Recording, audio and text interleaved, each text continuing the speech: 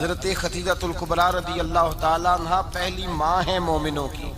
حضرت خدیجۃ الکبریٰ رضی اللہ تعالیٰ عنہ اس دور کے اندر جس دور میں ابھی اسلام نہیں آیا تھا، ابھی پردے کے احکام نہیں آئے تھے، ابھی عورتوں کے بارے میں وہ سارے احکامات نازل نہ ہوئے تھے جس کی پابند ایک مسلمان خاتون ہوتی ہے، اس زمانے میں بھی حضرت خدیجۃ الکبریٰ پردے کی پابند تھی۔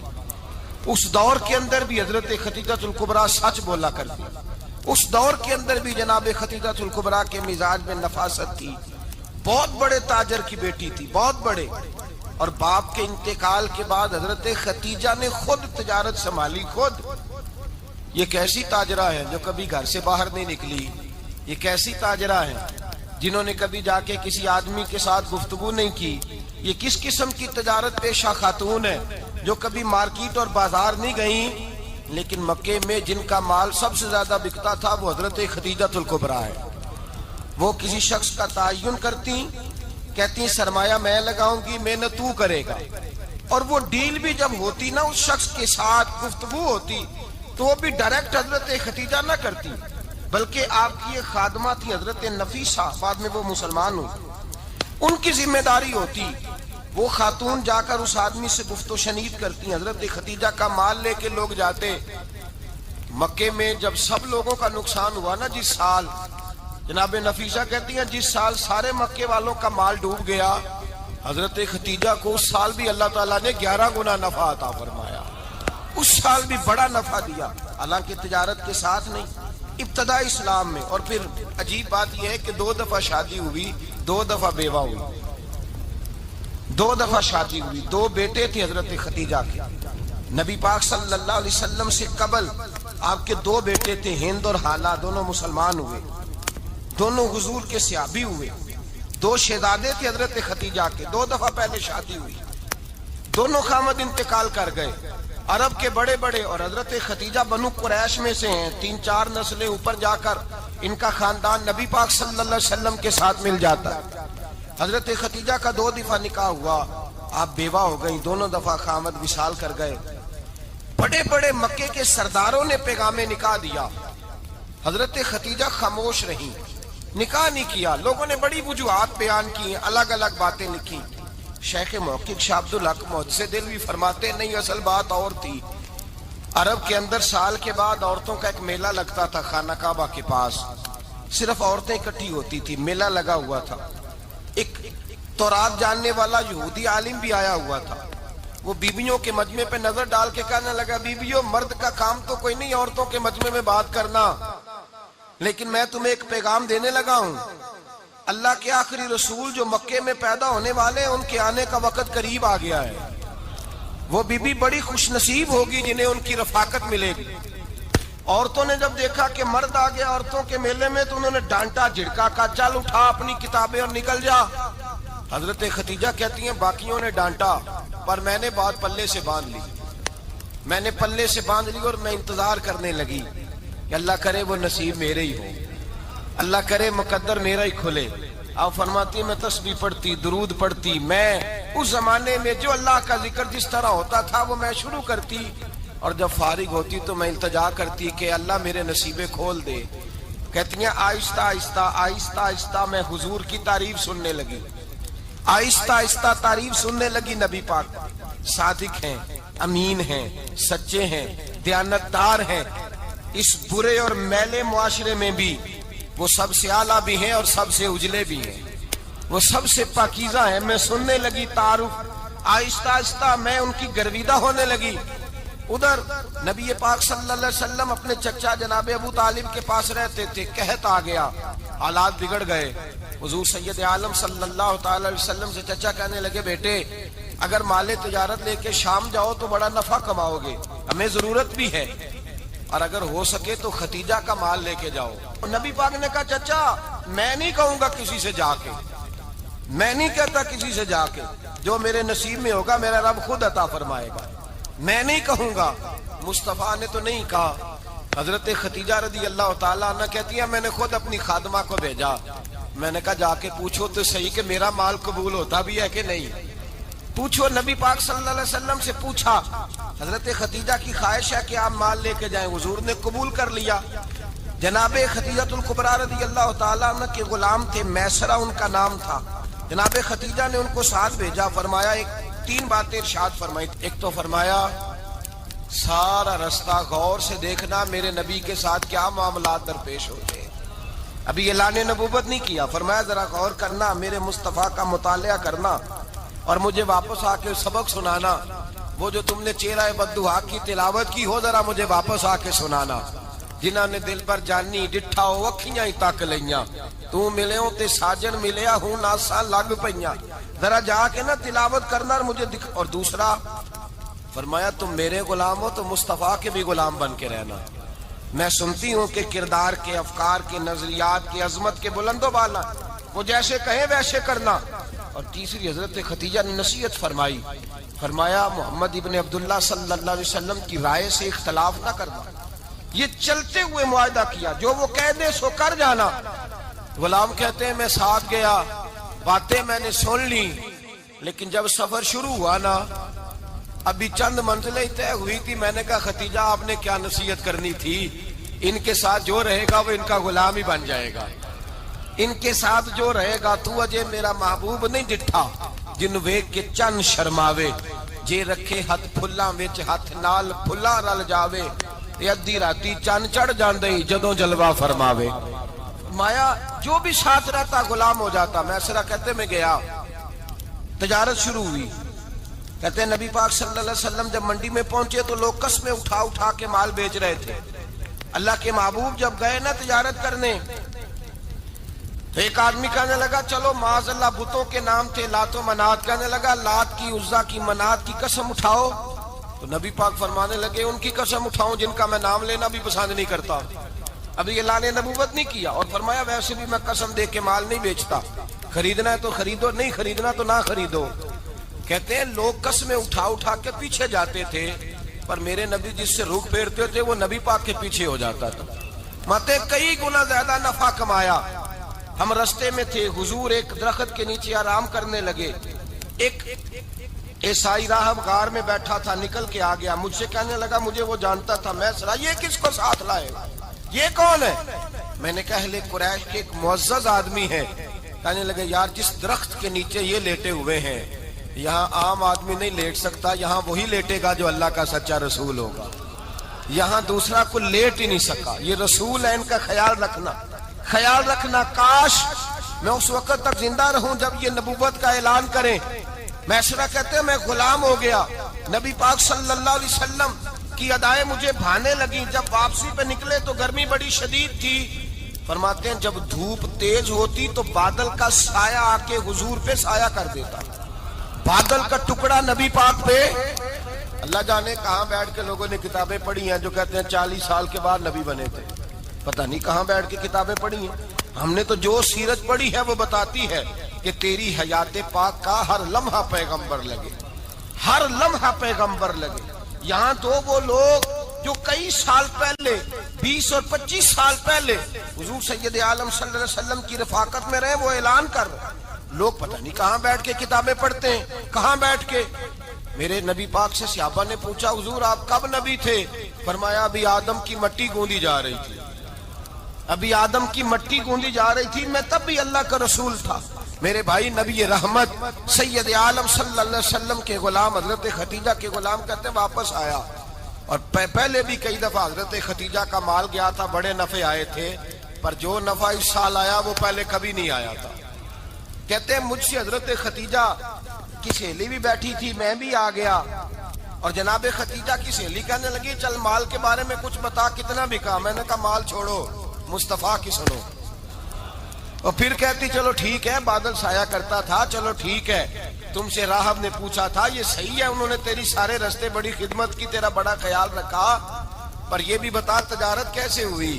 تو میسرہ کہنے لگا زندگی میں نے بھی ساری گزار دی ہے، پر اس رسول کے ساتھ 4 دن ہی گزارے ہیں، حد ہو گئی مجھ سے، اور کچھ نہ پوچھو، اور کچھ نہ پوچھو، آ میرے دل آمنہ کے لال کی باتیں کریں، اور کچھ نہ پوچھو، بس ذکر ان کا چھیڑیے ہر بات پر، اور چھیڑنا شیطان کا عادت کیجئے، بس مجھے حضور کے تذکرے بیان کرنے ہیں، ذکر مصطفیٰ کرنا ہے۔ حضرت خدیجہ الکبریٰ بڑی متاثر ہوئی، کہتی ہیں مجھے درجنوں لوگوں نے پیغام نکاح دیا تھا، پر میں نے سنی نہیں تھی. میں نے نفیسہ کے ہاتھ پیغام بھیجا. میں نے کہا میری عمر 40 سال ہے, ان کی 25 سال ہے, اور میرا احوال اور طرح کا ہے. وہ شہنشاہ ہے, جا کے پوچھو تو صحیح, بھلا میں قبول ہوتی ہوں؟ پوچھو.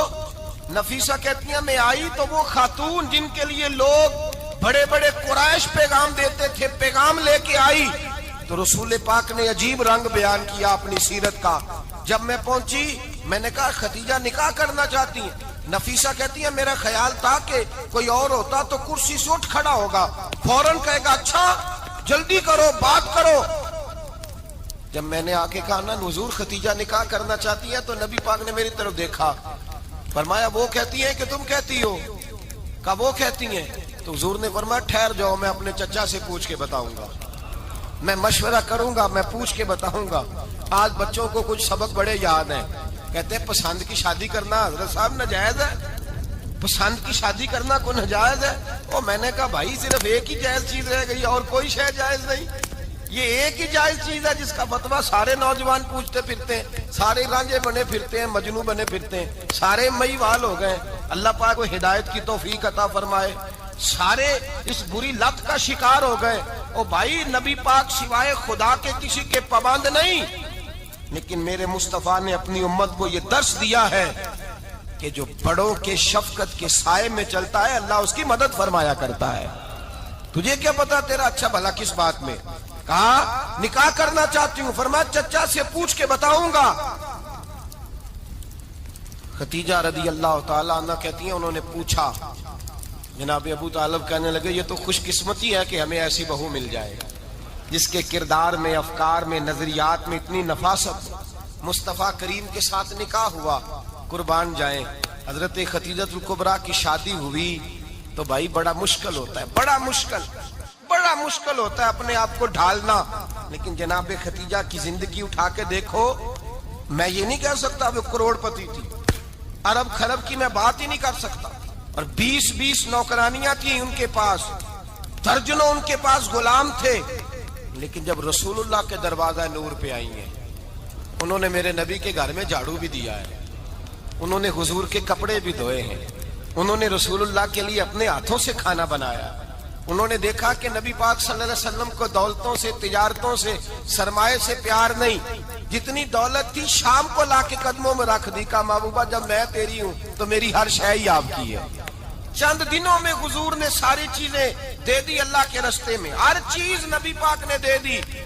حضرت خدیجہ الکبریٰ کا حال یہ تھا کہ ایک جوڑا رہ گیا, کئی جگہ سے پیوند لگے ہوئے, میں گڈی ہاتھ ڈور سجن دے او جنج رکھے اونج رہنا, واجب نہیں جے وچ شریعت مندہ قسم نو کہنا.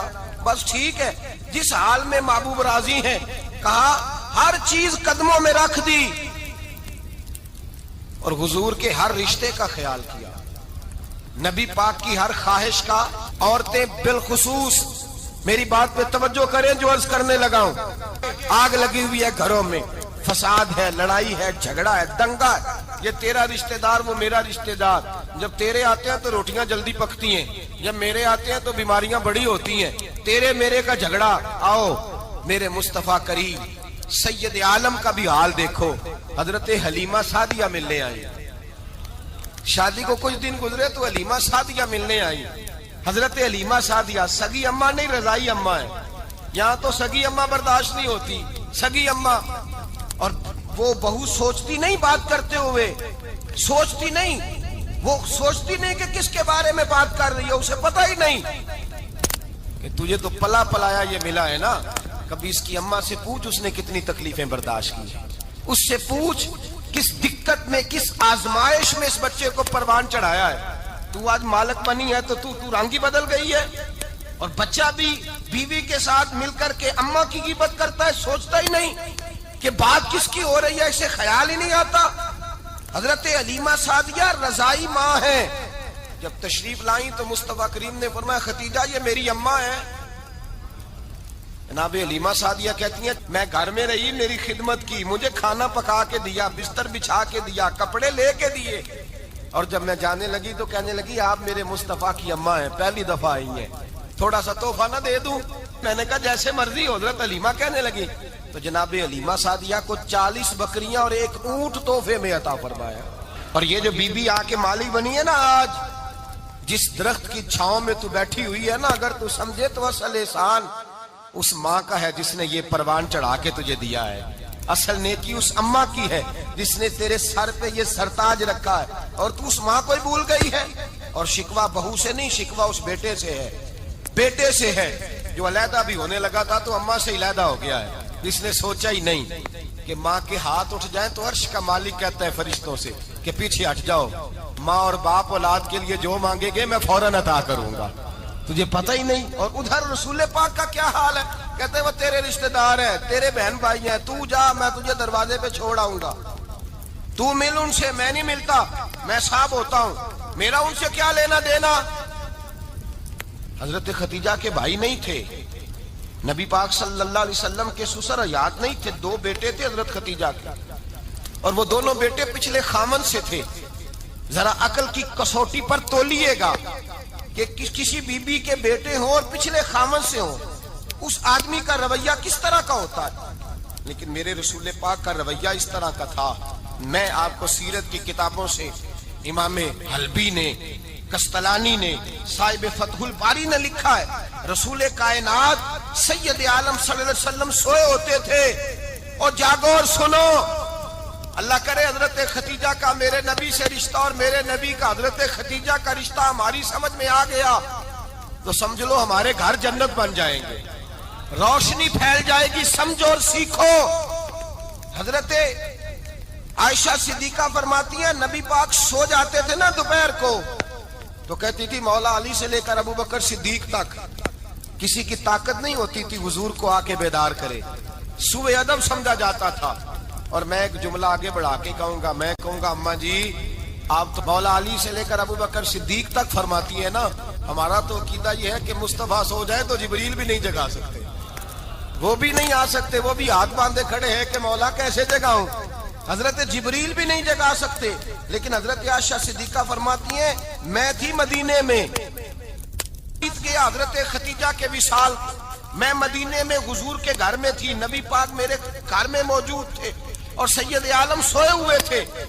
حضرت خدیجہ کے پچھلے خامند کے بیٹے جناب حالہ آ گئے اور وہ مسجد میں آ کے بولے، مسجد میں توجہ کرنا، مسجد میں بولے، انہوں نے مسجد میں آ کے پوچھا کہ نبی پاک کہاں ہے، مسجد میں.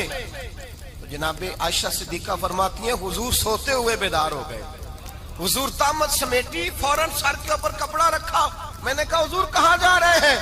فرماتی ہے میں نے 1 دفعہ پوچھا تو حضور نے 3 دفعہ فرمایا میرا حالہ آ گیا ہے، میرا حالہ آ گیا ہے، میرا حالہ آ گیا ہے، خدیجہ کا بیٹا آ گیا ہے. میرے رسول پاک صلی اللہ علیہ وسلم نے بی بی کے رشتوں کا جو تقدس بیان کیا اس کو سمجھیے. فرمایا حالہ آیا ہے، بیدار ہو کے خود تشریف لے گئے. اور یہ تو حالہ تھے نا، بڑے بیٹے حضرت خدیجہ کے، سب سے ان کا نام ہند تھا. اور حضرت ہند سے کوئی بندہ تعارف پوچھتا نا، نبی پاک کا جو حلیہ ملتا ہے نا کتابوں میں، سیرت کی کتابوں میں، حضور کا مکھڑا کیسا تھا، مکھ چند بدر شاشانی ہے، متھے چمک دی لاٹ نورانی ہے، کالی زلف تیاک مستانی ہے، مخمور اکھی ہیں مد بریاں. یہ جو حضور کا حلیہ ملتا ہے نا یہ حضرت ہند کا بیان کیا ہوا ہے. وہ بیان کیا کرتے تھے کہ نبی پاک کی آنکھیں کیسی تھی، حضور کے جلوے کیسے تھے. وہ بیان حضرت خدیجہ کے بیٹے ہیں. کوئی ان سے پوچھتا کہ بڑے راضی رہتے ہو ہند، بڑے راضی رہتے ہو، تو حضرت ہند کیسے راضی کیسے نہ رہوں، راضی کیسے نہ رہوں. میرے بھائی کا نام علی المرتضیٰ ہے، بہن کا نام فاطمہ الزہرا ہے، ماں کا نام خدیجہ الکبریٰ ہے اور باپ کا نام محمد مصطفیٰ ہے، میں راضی کیسے نہ رہوں. حضرت خدیجہ الکبریٰ کے رشتوں کے ساتھ رسول اللہ کا پیار، ان کے رشتے. کنز المال میں حضرت عائشہ صدیقہ کی حدیث ہے، جناب عائشہ فرماتی ہیں دوپہر کو حضور آرام کرتے تو کوئی آیا نہیں کرتا تھا. ایک دن ایک بوڑھی آ گئی دروازے پہ، اس نے چھڑی پکڑی ہوئی. کہتے ہیں وہ اندر آئی تو نبی پاک بڑی تیزی کے ساتھ اٹھے. حضور سید عالم نے قریب بٹھایا، دیر تک حضور باتیں کرتے رہے، دیر تک گفتگو ہوتی رہی. فرماتے ہیں حضور نے اسے کوئی اضافی وقت دیا. عام صحابہ اس وقت آتے نہیں تھے، حضور کے آرام کا وقت تھا، اضافی وقت دیا نبی پاک نے. اور فرماتے ہیں جب وہ جانے لگی تو نبی پاک نے تحفے بھی عطا فرمائے. اور پھر ایک غلام سے حضرت بلال سے یا کسی غلام سے فرمایا کہ ساتھ جاؤ اور گھر چھوڑ کر کے آؤ. نبی پاک صلی اللہ علیہ وسلم نے اعزاز دیا. حضرت عائشہ صدیقہ فرماتی ہیں دیر تک ملاقات بھی، تحفے بھی، انفرادی ملاقات. بعد میں نبی پاک صلی اللہ علیہ وسلم لیٹ گئے. میرے دل کے اندر خیال آیا کہ حضور جائیں گے اور جب رات کو واپس آئیں گے تو پھر میں پوچھوں گی کہ حضور یہ بی بی کون ہے؟ حضور اب آرام کر رہے ہیں. فرماتی ہیں میرا خیال تھا کہ یہ سوال شام تک میرے ذہن میں رہے گا کہ یہ کون ہے. آپ نے بڑا اعزاز دیا، دروازے تک چھوڑنے گئے. حضرت عائشہ صدیقہ فرماتی ہیں میں سوچ رہی تھی آرام کر رہے ہیں، اور میں نے جیسے ہی نگاہ ڈالی تو حضور تو گہری سوچ میں گم ہے، نبی پاک سوچوں میں گم ہے.